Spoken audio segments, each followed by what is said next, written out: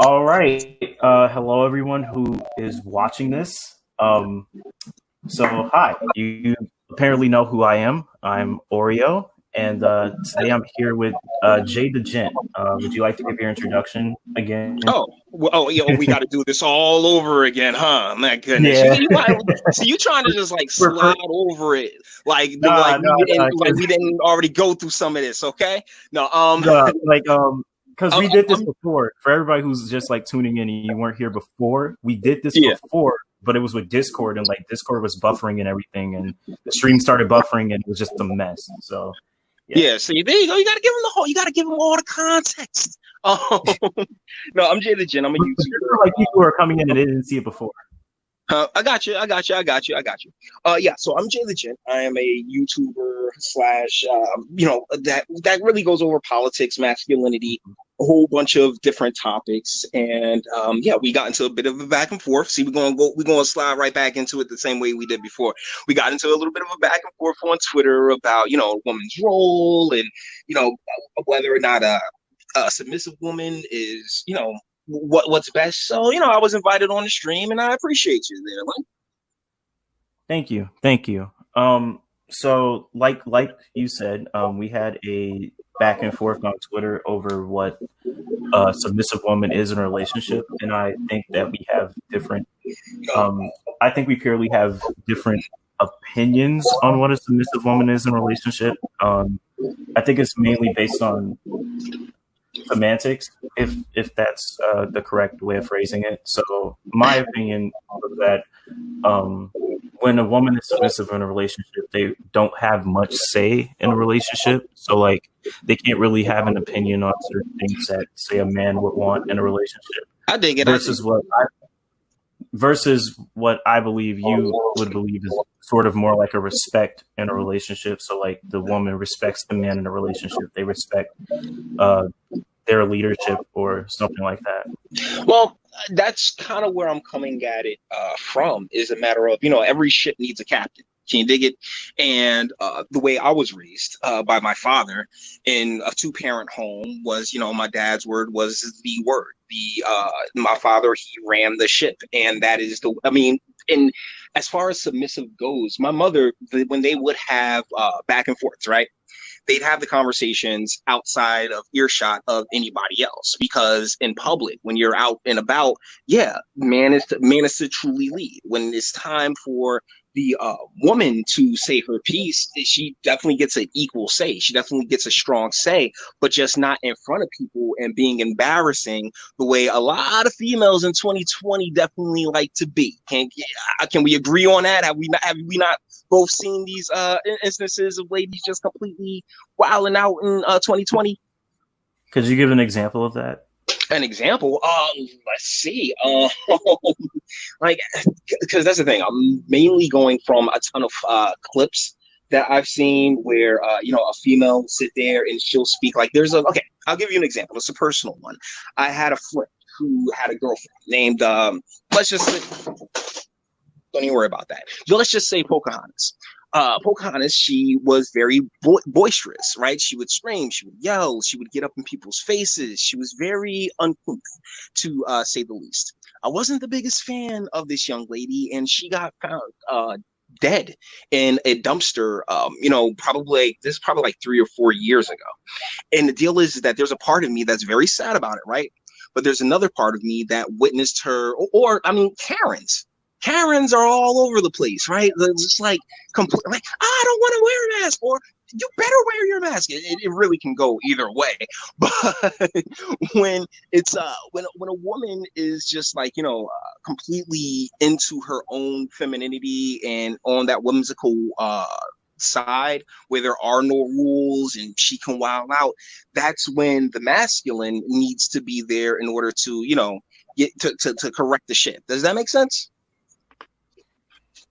I would. So basically, what you're saying is that when a woman is not in a relationship where she's submissive, or when there's not a man to correct her, or challenge her, basically what happens is the woman will act out in a way that is, I guess, not feminine. Well, that's the thing. Not just how do I put it? She'll take all the space that you give her because that's what the feminine is. Like when it comes to biology, right? The male and the female. I think we can both agree that we're two completely different beings. The male and the female. We have different brains, we have different bodies, and we operate in different we operate with different trains of thought. We definitely have like completely different eyes. We see the world completely differently. And the thing about the woman's eyes is that her eyes, her eyes are bigger than her stomach. Are you familiar with that term? Like you see a play, you ever see somebody start overeating? I've heard it before, but I never quite knew what that meant. Yeah, the eyes bigger than your stomach, meaning like you're eating more food than you should probably be taking in because it's just like a whole bunch of food, but your eyes are bigger than your stomach. And that's really what the feminine is. So a big part of the way we got here, like just as a society, right? Just as people, just as human beings on this earth. Each and every one of us got here via that combination, the two, the male and the female working together in some type of, in sync in some way, shape, or form. And so you need the two. It's a balance between the two. And when you have the feminine the way that we do in 2020, where there's not a lot of feminine accountability. And so that's how you end up with the Karens out there in the world like that. And so that lack of willingness to be submissive and to listen to what that other half of her says is it's caused more problems than many could say that it's worth. At least in my opinion. Okay. So to think about everything that you just said. Shoot. So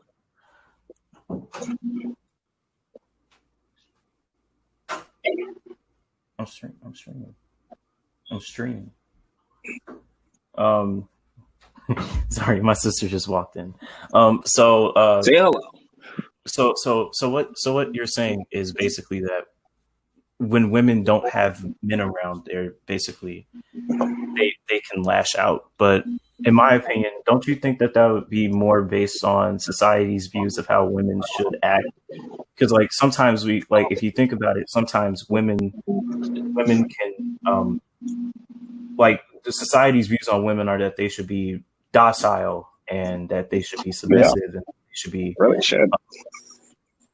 What's the word I'm looking for? They should be calm, polite. And, when women, they want to express more in a masculine way, they tend to shift towards, certain traits that we would deem masculine, like outspoken and being, I guess, this might come off as bad, but it's not loud. So don't you think that women might act that way because, they feel like, well, shit, I want to fit in more with, I guess, masculine characteristics? Well, that's the thing. How do I put this? The way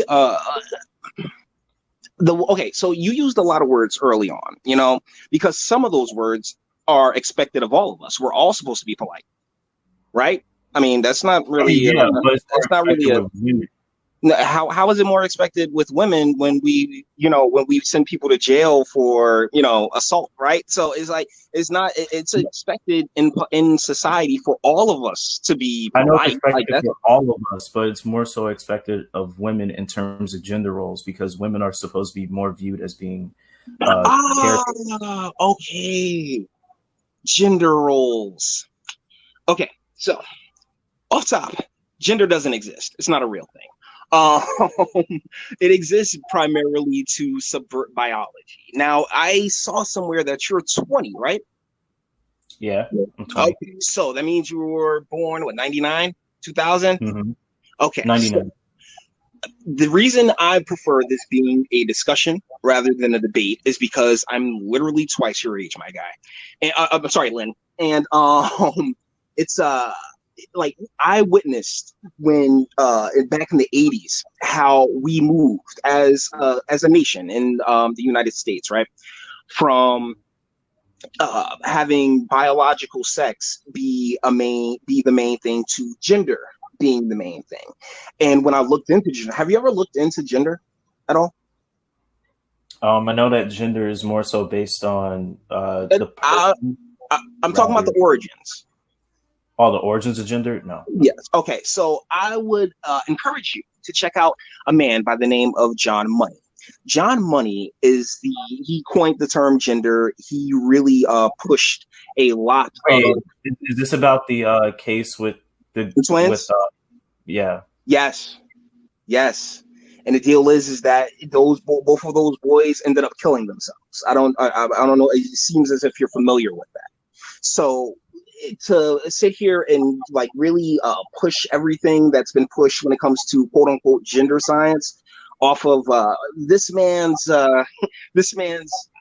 works is it's not what we would call productive because it hasn't been productive. See, there's a ton of problems within our school systems right now, and one of the main ones in colleges is things like grievance studies. You know, African American degrees, liberal arts degrees, stuff that really doesn't lend itself towards how do I put it, anything of substance when it comes to being productive in society and moving us forward. Because you do have the four mains. You got STEM, right? You got science, technology, engineering, and math. That I am all for people going to college for because those are very specialized fields. But when it comes to the dance degrees and the arts degrees, it doesn't have the same cachet. And one of the things that they've done is created an entire portion of curriculum of academia via the gender and grievance studies, and it's basically complaining 101. It's how to complain professionally, if we're going to be 100% honest about it. And so when you let me rock this one out right quick, because when you bring up gender roles and you bring up oh well, what's expected of men, what's expected of women, these are things that need to be expected because this is how we as a society move forward. One of the main things I have, one of my biggest griefs that I have is how everybody likes to treat the word equality. In reality, equality is a false god. Nobody's equal, man or woman, right? Like if everything was equal, me and let's say Idris Elba, whenever me and Idris Elba walk in a room, we're supposed to get the exact same reaction. But do you think me and Idris Elba gonna get the exact same reaction? Of course not, because we're not equal. We're not the same thing. And when I was a kid, back in the 80s and 90s, I'm so old, there, sir. I'm so old. Um, we actually did embrace and encourage our diversity and everybody bringing their unique skills and their unique abilities to the forefront and nurturing those. But it really seems, particularly through your generation, that a lot of that got lost, and now everybody's so obsessed with everything being equal that there's a loss of appreciation or gratitude for what already took place and what already transpired. Am I making sense a little bit?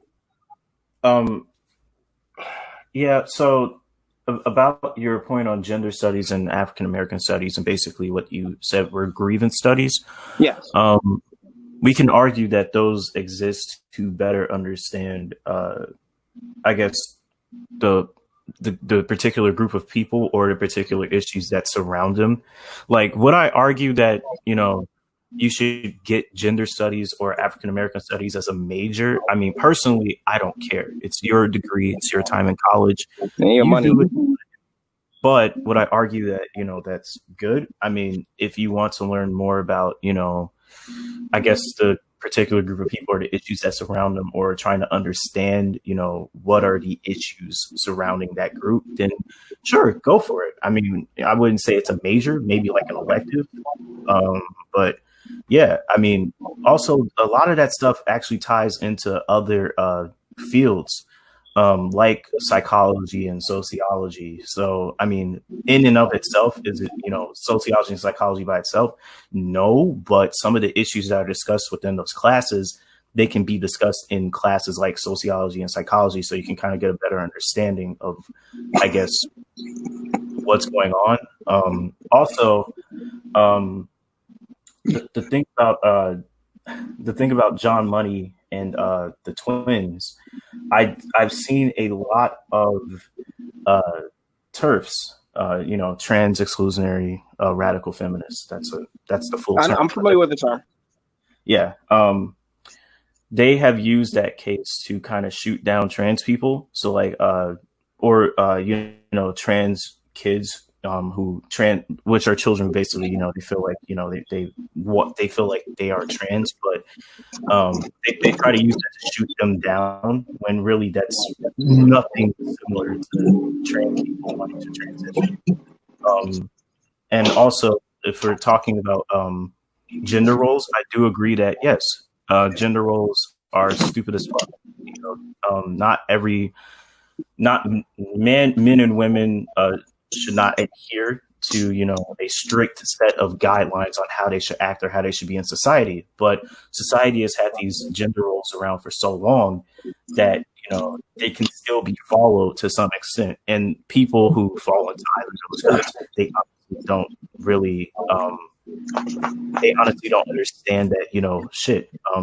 I am falling into that sort of category of a person, when really, gender roles are very flexible, in my opinion. Like, a man can be docile and be, a caregiver, and a woman can be a go-getter or take initiative. I don't really think those are strict towards one gender. I do think that, they are very flexible. So yeah, I would agree with you to that extent. I don't think we agree much at all, because I didn't say that. I said the gender roles, the idea of a man and a woman being completely different things, and having certain societal expectations placed upon them is very, very necessary. It is. I do not, without women are women, men are men. When it comes to TERFs or people who are trans, one of the things I did a video a few weeks back, well, actually a few months back. It's been a while since I did it, where there was a trans individual who had transitioned, and what I do on my channel is I break down a lot of videos and try to, really understand where people come from. Because Lynn, I'm not a dick. I don't want to sit here and be like, oh, well, because you went through this, I want the best for everyone, at an individual level. But one of the things that I parsed from the person who transitioned and then regretted transitioning's video was that the main culprit behind a lot of their issues when it came to wanting to identify as male was trauma. Pardon me. Trauma that had been inflicted upon them, by a male. So she felt that in her mind, by presenting herself as male and going through all that, she felt as if it would help her out. It would be beneficial for her. And she turned around after she'd gotten the surgeries and said, it really didn't help her much at all. But the key point that I'm really hammering in here is the trauma factor, because I can't speak for an entirety of any group, right?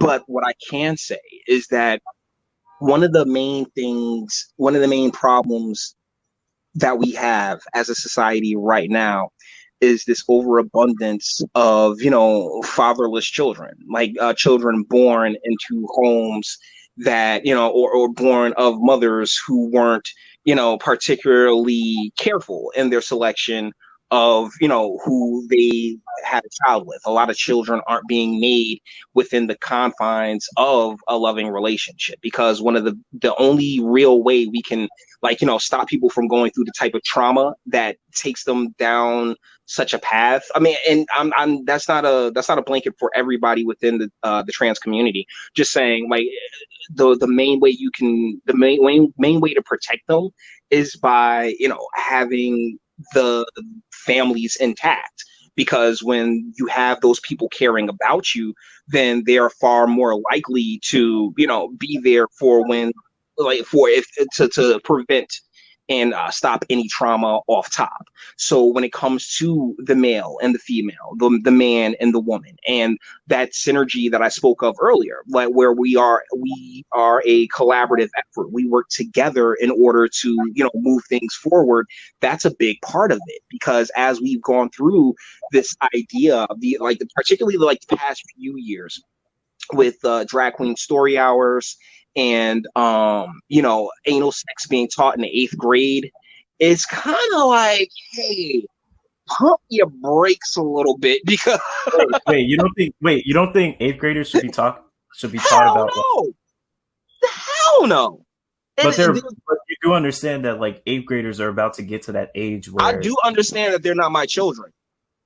That's the thing. No, I'm saying, like, they're going to get when somebody's in 8th grade, right? When somebody's in 8th grade, you have parents, right? And if your parents want you to learn about that stuff, knock yourself out. But if they don't, then that's not that's not on the schools. That's not the state's job. That's not the government's job. That's disgusting. It really is. Honestly, I have a problem. And pause, because it's not even really about the alphabetical part of it. It's about the sex ed altogether part of it. I don't think sex ed should be taught in schools at all.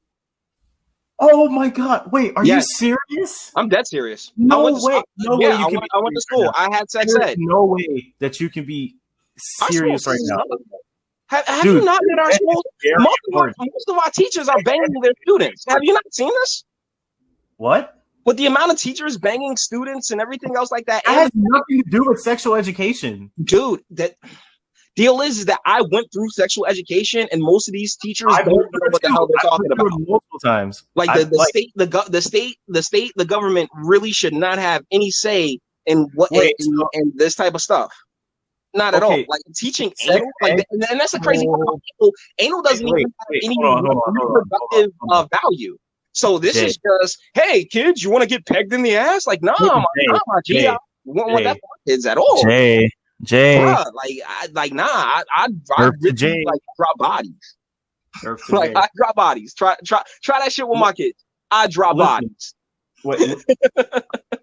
Jay, sexual education is very, very important, because teenagers are at the. Let me explain. Teenagers are at the certain point in their lives where they are starting to discover, like, themselves in a, I guess you could say, sexual manner. Okay, like they want, like, some teenagers might want to experiment. Sexual education is very important. When we're teaching teenagers about condoms and about safe sex, you know, if they do engage in, like, sexual acts, like, say, I guess, pegging or anal sex or oral sex or vaginal sex, you know, that is very, very important. And also learning how to prevent from getting STDs and STIs, and, like, learning about how do you go about getting tested. Those are very, very important, and they can actually lead to the lowering of. But that's the thing. There's everything that you're saying, when I what have you, it doesn't involve their parents, the people that pay for them. Sometimes their parents tell them, but it's also good to have that, you know. No, it's not. It's not. It's really not. This is something that should be held. This is something that should be brought up between the family. This is something. So what if the family doesn't bring it up? What if the family shelters this child away from not teaching them about sex and end up getting pregnant or having an STD? Say that again. I said, what if the family does not teach okay, here's a hypothetical. What if the family does not teach a child about sexual education or, like, safe sex, right? So the child may end up with an unwanted pregnancy or an STD. Okay, but here's the thing. Okay, pause. Because just all over your hypothetical right here. Because the deal is that, sir, we've been teaching this shit for 20 years. We've been teaching this for 20 years, and guess what? Didn't stop my school from having to install what's the name a preschool. My high school installed a preschool. My guy, we're talking about like 1996. Like that, like this. The reason why all of these young ladies have been given the green light to just go take every cream pie in the world is because they need people to go to prison. They need people made just for the sake of being made. No bullshit. No bullshit. They need people made just for the sake of being made. They need the mothers out here on the welfare state so their kids can have absolutely no hope. They want these bros getting pregnant by any old dude that young dudes that definitely know that they're who haven't established themselves yet. So they You're teaching them about safe sex, Jay. You're telling them to wear a condom, Jay. You're teaching them about birth control, I'm telling them to keep their damn legs closed, bro. All of them. So you're purely blaming. Oh my god. No, that's the thing. So teen pregnancies happen because the woman can't keep her leg closed, but it's not. But it has nothing to do with about wearing protection. I don't want to be a hypocrite. Like I ain't been out here swinging schmeat for the past 20 some change years. I have, but the deal is that I've also made sure to protect myself. Huh? Did you wear a condom? Oh, bro, without question, I always wear condoms. Where did you learn that from? I knew about condoms before. Huh? Say that again. So you didn't learn that from like sexual education, maybe from your parents or even school? No, I learned from my friends. Me and my boys would talk about this type of stuff all the time. That's how we ended up getting down. It is what it is. So and like family and my cousins and everything else like that. Like I was having those conversations before the 6th grade. Before when I ended up going into sex class. So when I ended up going into sex class, I'm sitting there listening to my teacher telling me that, hey, if you bust anywhere near a woman, she can get pregnant. I'm like, yo, you bullshit. Like, I'm like, yo, when I was in 6th grade, anywhere near a woman, she'll get pregnant. That's literally what my teacher told me. That's the teacher's fault. That's not the system's fault. That's the teacher. She's not properly. Who's a representative of the system? The teachers. Deal is that that's one teacher out of many teachers who are teaching children about sex. Okay, but here's the thing: you, sir, are 100% correct. Don't call me sir. Don't call me. Glenn, my apologies. You are 100% correct. But the deal is that the teachers, like it's how do I put it? Like you can point that really in any direction for those who get good advice as well as those who get bad advice. But the public school system in the United States of America is garbage. I wouldn't want them garbage, but sexual education is also very important. No, the knowledge is important. Where you get the knowledge from should be your parents. No, oh my God! Do you understand that most parents don't talk to their children about this? Family, or I was fortunate enough to have a mother who told me about this, and she told me she just told me the basics at the age of 10. Okay, like the basics on condoms and shit like that, right? And I also learned from like I guess pamphlets that I would usually get from like the doctor's office. I don't know why I was interested in that at the age of 10, but it was funny. But yeah, I was fortunate enough to have like that. But most children don't have parents like that. How do you know? What do you mean? How do I know? How do you know? Because there's all these bros out here on the welfare state with fatherless homes. And broken families. That's how you know, because that's how I know. So thusly, I'm telling you, bruh. I'm sorry, Lynn. My apologies, Lynn. We've been set up. We've been set up long before you got here, Lynn. Okay, and the same folks who need this type of madness out there really are the same ones that's been lying to all of us for both. Lying to all of us now, what exactly? Every damn thing, man. Like, take the drug war, for example. The drug war is the drug war. It's a gigantic lie. You know what I'm saying? Like all they've done for the past 20 years, right? Before that, like 50 years, is sit here and drum into people's heads how, oh my goodness, bad drugs are bad, drugs are bad. Can't you honestly the war on drugs on the rise in the incarceration of mainly Black and Hispanic men, which contributes to broken homes? Like, I don't Yes. honestly think it's purely based on a welfare state. As a matter of fact, I think there are more broken homes based on the lack of there being more social safety nets for poor families. A lack of social safety nets? A Yes, lack of if you look at social society, safety if nets? you look at, Okay, so Lynn, let me explain to you a little bit about wait, who I am. can I please just Shoot, get this go ahead. off? Okay, because like when you look at countries that have more safety nets in place for families who are, I guess, at a disadvantage within their countries, um, Mm, they actually like they poverty is really not that big of a deal.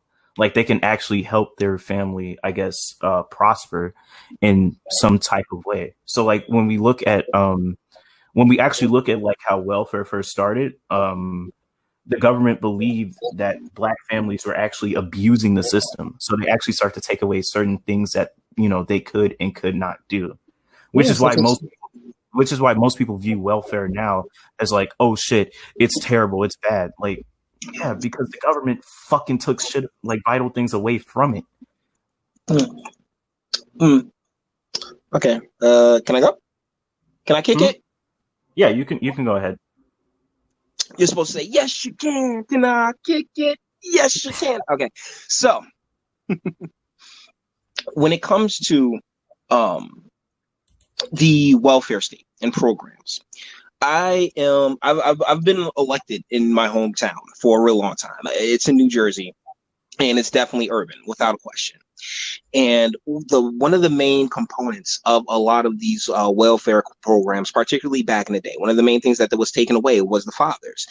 In the 70s and 80s, you couldn't, and up to today, there can't be a man in the house in many of these welfare programs. Could you say that's because men are well known to be more so the breadwinners in the family, so they can easily financially support their families more than a And but woman? here, okay, so that you know what, I like where this is going, because one of the main things that was done throughout the 70s and the 80s was the removal of a lot of the manufacturing work and manufacturing and production work throughout those areas, throughout those communities. So that coupled with the drug war, and hey, you can sit here, you can go and make $5, $6 an hour back in the 80s and 60s, and make what, like $10,000 a year, or you can go and make $10,000 a day in the drug war, but you'll end up in jail or shot dead and stuff like that. Yeah, So and isn't it? a lot of those choices were artificially manipulated towards, removing the father, removing the male, getting the male in the prison systems here in the United States up and going. And so now you have like generations where, like 20 years later and generations later, where, there's so much fatherlessness, and such a lack of the Y chromosome in these areas and in these communities, that has really had a rather nauseating effect on them, because there is that lack when you remove an entire generation, like 2 or 3 generations of masculine strong men out of the communities via the grave or the cell. Then what's their offspring supposed to do? And then what's the offspring of their offspring supposed to do when they've been missing that important part of their lives throughout the duration of it? You get what I'm saying? I mean, I can understand what you're saying, but it's like the thing is this is purely based on how the government has viewed black and brown communities. Like when you look at the war on drugs, Nixon purposely started that to target the black community. Like he So, wanted to basically beat them down into and like, that's the thing. Yeah, and that's the thing. You're 100% correct. Like, okay, so we found and that also really nice. wait, hold on. And I want to add something. And Shoot. also like all those things that you just listed add stress to the family. They legit add stress. So like if a single mother is raising like say 2 kids, right? And like the dad like fucking walked out, or like the dad's in jail, or like the dad's dead, right? And when we were talking about, and I want to loop this back to sex ed just a little bit, because when we're talking about things like this, where, oh yeah, these important milestones that children are supposed to learn as they're getting older and growing up and they're ready to go into the real world, don't you think that all that stress, like the parent kind of loses focus of all that because they're trying to juggle, hey, I got to take care of my kid. Hey, Yeah, I gotta pay the bills. Hey, I gotta put food on the table. Like all these different factors just combine into enough stress that the parent might might not basically, I'm not saying like they could fully neglect a child, but they might not really pay attention to those important milestones for a child, like learning how to, go about finding a job, learning how to, I guess, have safe sex or whatever. just as the government intended. That's one of the. It's been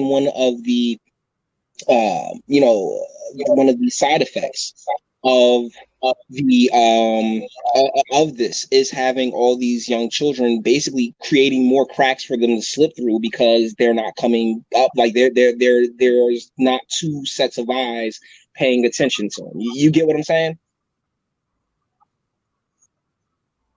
Are you there? Are you with me? I want to make sure that we're still Okay. on. I Okay, mean, children. because you're kind of breaking up now. Yeah, yeah.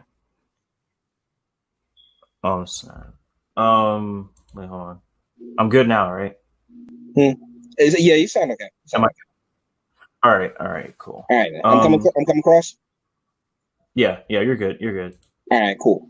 So what I was saying with the like it really does boil down to a lack of fatherlessness, but because there's just way more cracks in the ground for those kids to slip through, and it's not just when it comes to sex ed. When it comes to like street life, gang life, stuff like that. If mom's way too busy, with her new boyfriend or anything else like that, the kid isn't getting the type of attention that traditionally, like 30, 40, 50 years ago, that they would be getting to keep them on the up and up and paying attention to them and their lives. And so they feel as if, hey, I got to go make all these choices on my own. And the thing about youth is that, when you're young, you're stupid. Okay. I mean, it just is what it is. It's part of the game. Trust me. I know. I was there. You do not make all the best choices in your younger years. And so without anybody to really guide the ship, and it really is a matter of, and to circle it all the way back to the submissiveness, is that like mom in many ways has to be willing to allow pop to guide that ship. And before we start painting these moms and just like the most noblest of lights, there are ton of instances like the child support system has created basically alimony for women outside of marriage. So she gets knocked up and she can basically collect a check for the next 18 years. And I mean, there are some women, such as, my mother in law, your mother in law, who are saints, okay, without question. But there are also a ton of scandalous bitches out there. Wait, are you wait? So, It's like a balancing act. so my question is, where does the man fit in all of this? Because, as we know, the man is mainly viewed as it's not the caretaker, but the breadwinner, right? They're Provider and supposed to be, protector.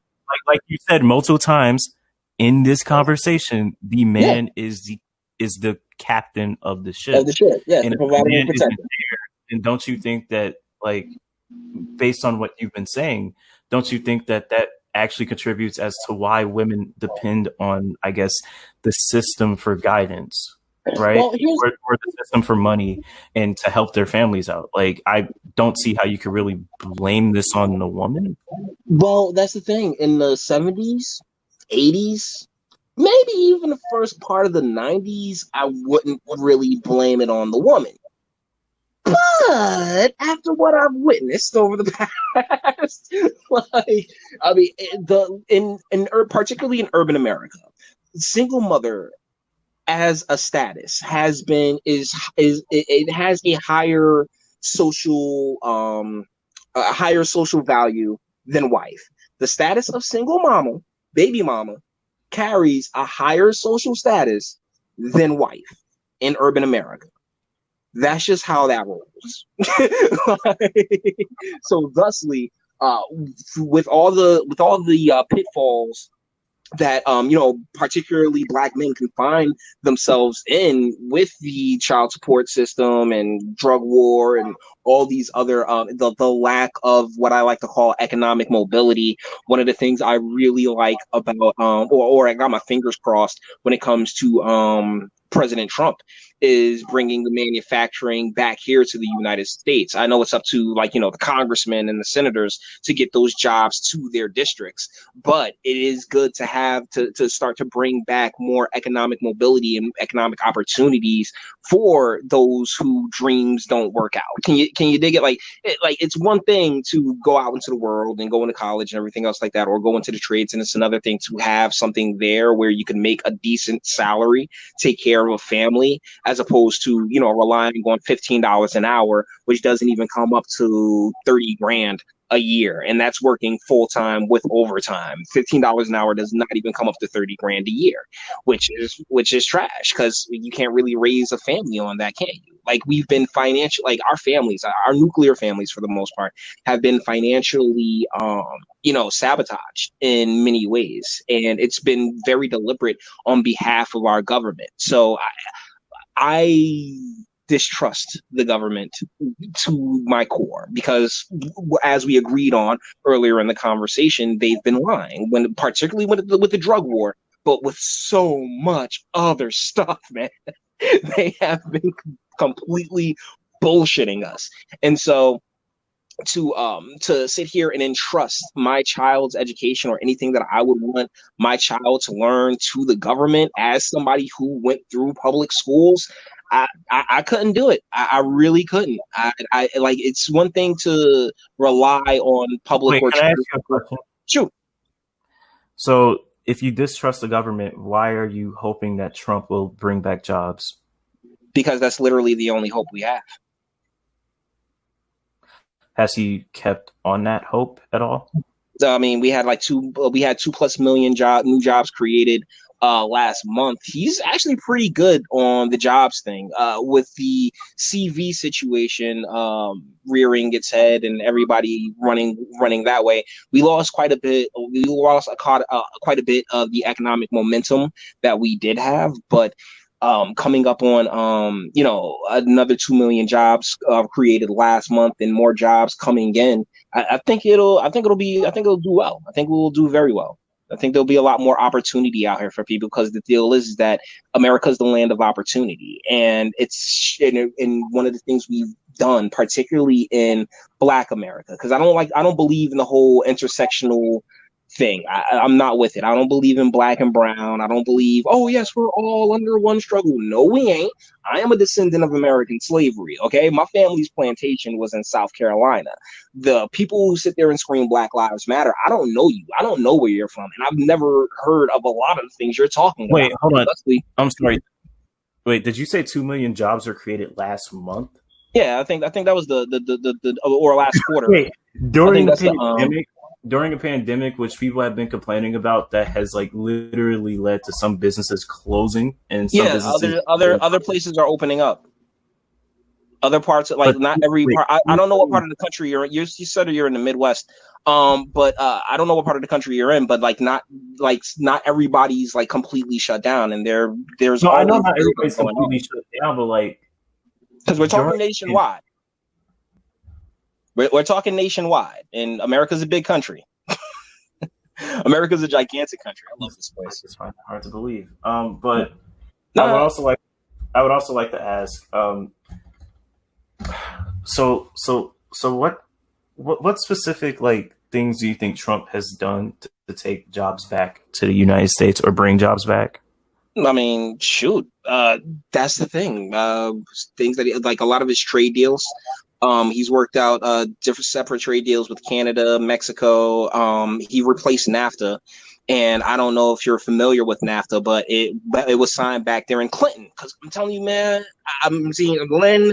I'm telling you, back Clinton did a lot of damage to this country, and one of the main things that he did was move jobs was move a lot of jobs overseas. So with the renegotiation of NAFTA, a lot of that work can start to come back this way, and Americans, hopefully, fingers crossed, he's making a case for salaries and for people to be paid decently for the work that they do, because that's super important. But I mean, at the same time, as an individual, we also have these things called individual rights, where you can choose to take that job, or you can choose to take the $15 an hour job. I mean, the beautiful thing about this nation is that we have the choice, right? We have the freedom to go about our fortune and our lives the way we see fit. And that's pretty darn cool. That's pretty sweet. How many jobs were lost last month, or What, like during? like during the pandemic? I don't have these numbers in front of me. I'm not like a living computer. Um, the reason I'm remembering the reason I can think of the 2 million number is because I saw that report like today or yesterday, like rather recently. As far as the jobs lost, I mean, we lost millions of jobs, particularly during the whole CV thing. Trust me, we haven't made up more jobs than we've lost. I don't mean that by any stretch of the imagination. What I'm saying, though, is that if you're going to ask me, like, do I think Trump has the chutzpah and the drive to bring more jobs back? Yeah, I do. All right. I don't know what else to talk about. Shit. What were some other things that you want to address, like if any? Oh, well, I mean, I actually am just appreciating having a conversation with you, Lynn. Going back and forth. I'm glad that we were able to come to common ground on some places. I know we haven't come to common ground on all places. That's fine, because you're an adult and you have the right to, like, that's the thing I love about this nation for the most part, and it's the Constitution. Because, see, one of the things that we do is we talk about human rights. Oh my goodness, healthcare is a right, and humans' rights and civil rights and everything else like that. Deal is, in the confines of the United States of America, we have constitutional rights. That's it. That piece of paper is the only thing that's really keeping us from anarchy, whether like in a lot of different ways. Like we say often that oh yes, the military secures our rights and freedoms. No, it doesn't. The Constitution is what secures our rights and freedoms. And outside of that, it's basically just a courtesy for the most part. So, like, because we have the right to be as we are, or who we are, or how, or whoever we so desire to be. And I never want to take that from anybody at all. And I want to apologize to you for that one, for the couple of times that I didn't call you Lynn. My apologies, because you are who you are as you are, and I do respect you as you are, as just another human being, right? Like that's it, man. Like Lynn. All right. So as far as addressing anything else, man, I'm good. I think that this has almost been like an hour-long conversation, and I really hope that I think that I've gotten something out of this, and I really hope that you did too.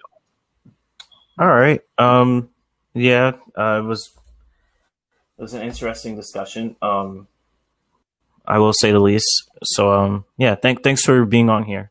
All right. Talk to you later, man.